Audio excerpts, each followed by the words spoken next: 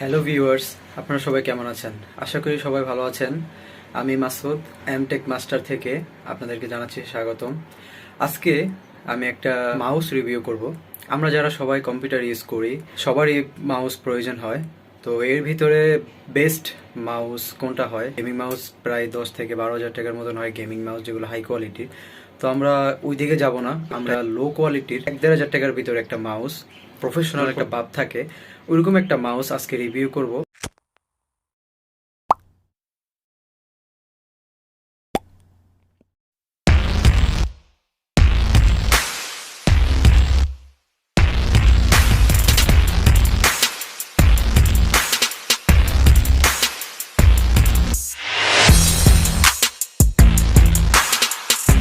এই হচ্ছে আমাদের gaming mouse ZM model 55 gaming mouse.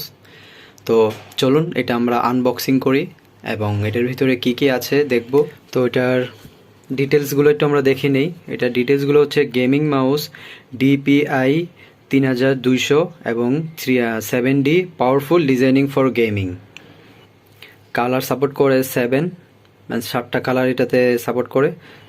আর এটার ভিতরে অনেক ইনফরমেশন আছে, আপনারা দয়া করে একটু পড়ে নেবেন। চলুন এটার আনবক্সিং করি।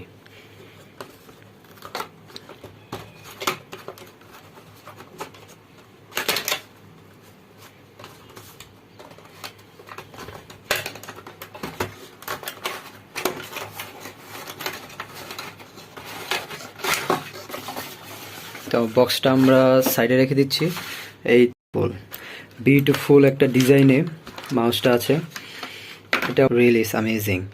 ওয়্যারটা একদম অস্থির একটা ফিনিশিং, উপরে কাপড়ের একটা ফিনিশিং আছে, তো এটা ছিঁড়ে যাওয়ার বা কাটার কোনো সম্ভাবনা নেই।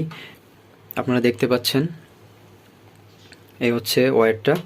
তো এটার ব্যাক পার্ট হচ্ছে এরকম।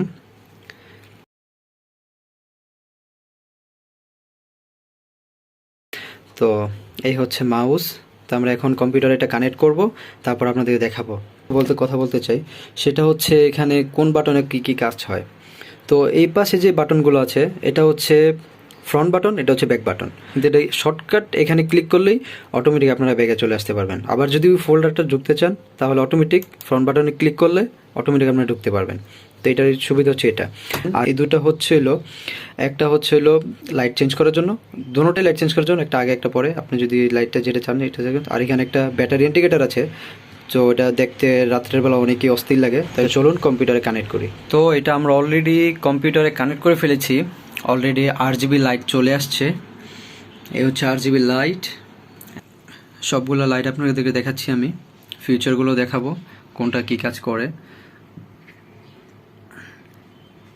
তো লাইটগুলো দেখলেন। আর এই পাশে যে বাটনটা আছে এটা দিয়ে আপনি কালার চেঞ্জ করতে পারবেন।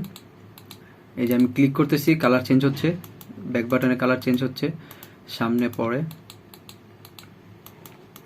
আর এটা কিছু না করলে অটোমেটিক কালার চেঞ্জ হবে, কারণ এটা অটোমেটিকই ডিলিট করে কালার। তো ভিউয়ার্স, আপনাদের দেখালাম একটি RGB গেমিং মাউস। তো আপনাদের কীরকম লেগেছে অবশ্যই আমাকে জানাবেন। যদি ভালো লাগে চ্যানেলটি সাবস্ক্রাইব করবেন এবং ভালোবাসা দিয়ে উৎসাহ দিবেন, যাতে আমি পরবর্তীতে আরও ভালো ভালো ভিডিও বানাতে পারি। Thank you so much. আল্লাহ হাফেজ।